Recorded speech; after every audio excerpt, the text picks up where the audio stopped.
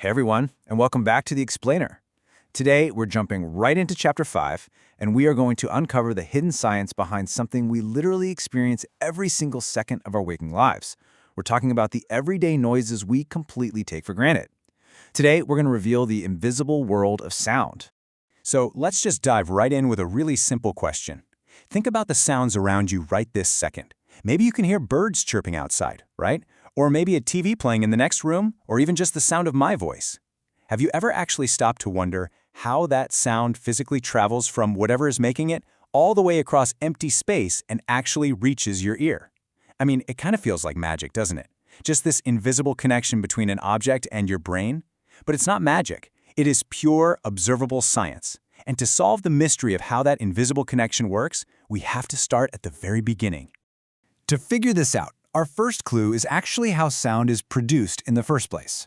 Before we can understand how sound travels to us, what scientists call the propagation of sound, we first have to figure out how a sound is born. Like, what is actually happening at the exact moment a sound is created?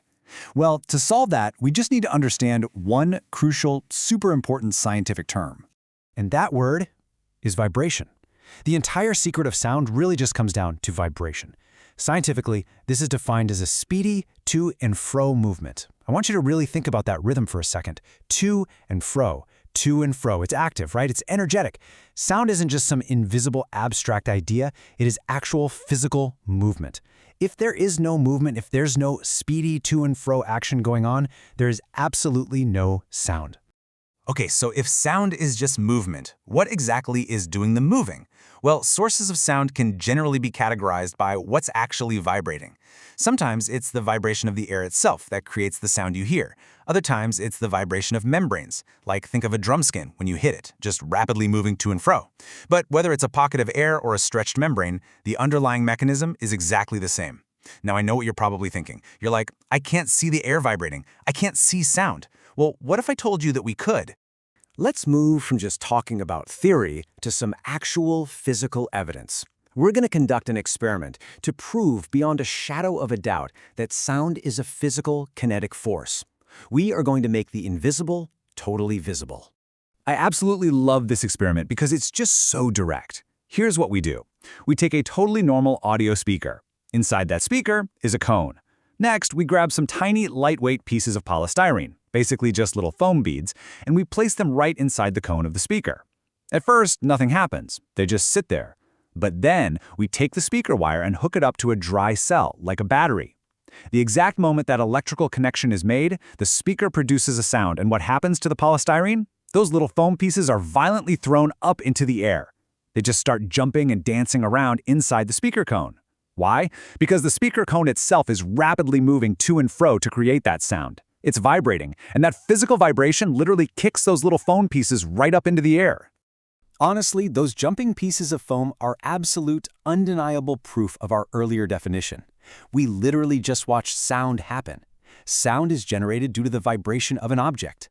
The speedy to and fro movement of that speaker cone created the sound, and we saw that physical movement transfer directly into the foam.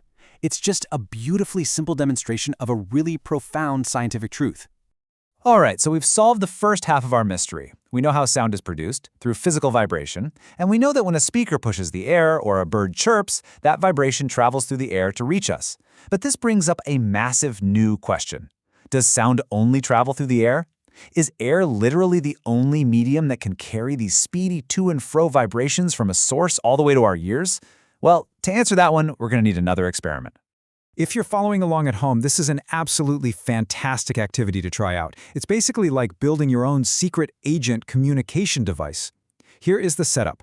Grab 2 empty yogurt cups, poke a hole in the bottoms, and connect them with a long, thin thread, like 10 meters long.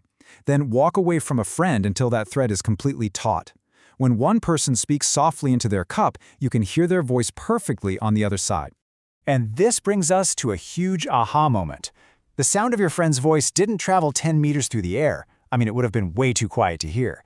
Instead, the vibration of their voice hit the bottom of their yogurt cup, transferred into that stretched thread, traveled all 10 meters down that solid string, and vibrated the bottom of your cup right into your ear. We have just proven that sound doesn't just travel through the air, it propagates through solid mediums too. The thread carried the physical movement of the sound perfectly. Which leaves us with the truly fascinating realization.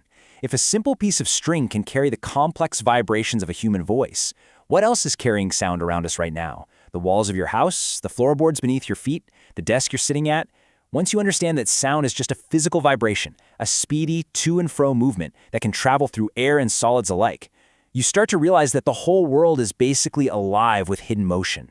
So I'll leave you with this. Take a look around the room you're in right now. What other solid objects might be secretly vibrating with invisible sounds at this very moment? Thanks so much for joining me on this explainer. Keep wondering, keep experimenting, and I'll catch you on the next one.